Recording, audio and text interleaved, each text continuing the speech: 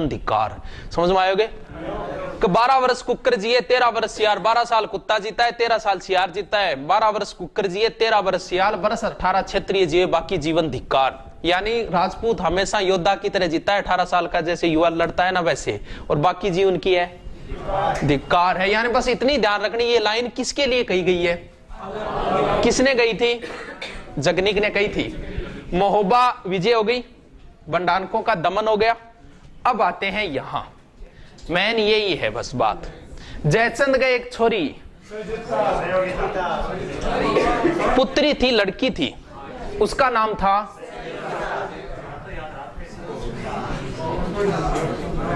ये भारत की एक तरीके से दुर्दशा थी ये संयोगिता। देखो क्या हुआ, इसकी वजह से ये मान लो यहां सब कुछ हुआ, मुस्लिम सत्ता इसी की वजह से आई। संयोगिता एक बार गई डी नांदेड़, इंगो नांदेरो गठाओ और इंगो भी नांदेरो गठाओ, पृथ्वीराज भी दिल्ली आईड और संयोगिता भी दिल्ली आईडी, तो भी नांदेरे टाबर ने नहीं भेजना चाहिए, गलत बात। इंग बाद में लोग नांदेरे भेजना, नांदेरे टाबर बिगड़ जाए, बट पृथ्वीराज और संयोगिता के बीच में प्रेम संबंध हो गया, यानी आपस में मोबाइल को आदान प्रदान हो गया, पर्ची पर्ची को फेंकी, संयोगिता ले ली, नंबरा फोन फान बात चाले, ये बात को पतो चालियो और संयोगिता लिया यो वो भी आ गयो। ये हादसा तो किसी दिन गुजरना ही था, ये हादसा तो किसी दिन गुजरना ही था, मैं बच भी जाता लेकिन एक रोज तो मरने वाला था, मेरा नसीब मेरे हाथ कट गए वरना मैं तेरी मांग में सिंदूर भरने ही वाला था। अभी पृथ्वीराज जी पाछा आ गया, आपको समूह लेंगे। अब ठीक है तक बात, कोई बात को नहीं, बिछड़ गया। लेकिन इसने क्या किया, पृथ्वीराज की बेइज्जती करने के लिए संयोगिता का रख दिया स्वयंवर का अर्थ होता है मतलब खुद ही पति चुनती है। और स्वयंवर में क्या किया, जयचंद सारे राजाओं को बुला लिया, कोई बात नहीं बुला लिया, लेकिन किसको नहीं बुलाया, अट तक ही ठीक है कोई बात नहीं, कौन बुलायो कौन बुलायो। अब क्या करियो, जट्ठे चंपल खो लेकर नहीं राजा, बठन पृथ्वीराज की एक मूर्ति बना के खड़ी कर दी है, चलो आई ठीक है कोई बात को नहीं। अब संयोगिता आई, सगड़ा राजा बैठा, बन छोड़ गए, सुन साहिबा सुन, प्यार की धुन, मैंने तुझे चुन लिया तू भी मुझको चुन लिया। अब भाई संयोगिता माड़ा किंग गाल दी।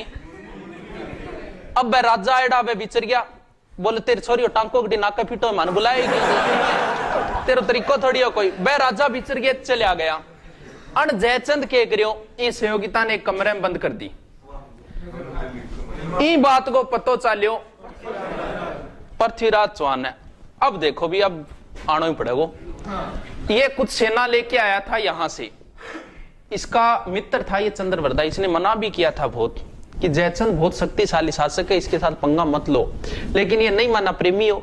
ये आया, आके यहां लड़ाई भी हुई थी इनकी, और ये संयोगिता को उठा के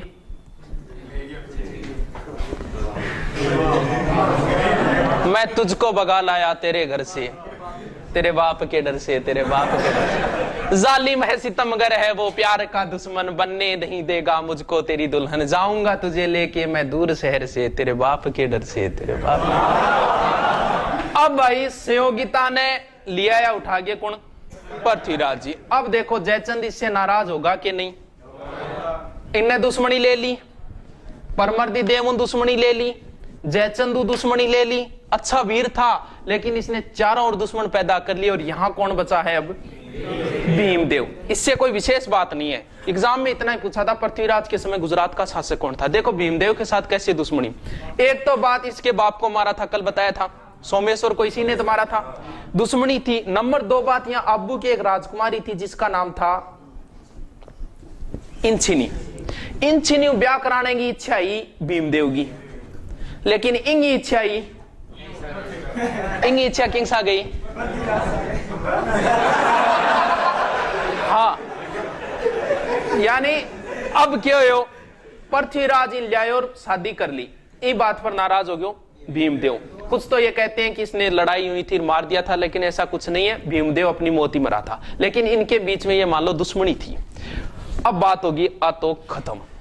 इतनी ध्यान रखनी, बस दिमाग में रखो। पृथ्वीराज इनने भंडार को, बिंग बाद में महोबा हो गया, परमर्दी देव चंदेल, फिर जयचंद गैडवाल और ये भीमदेव। मिटा दो, खत्म इतनी स्टोरी। अब सबसे मेन स्टोरी पढ़ते हैं।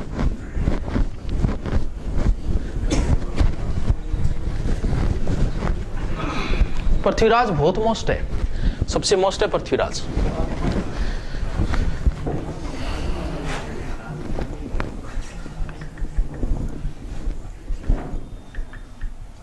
कौन हो गया?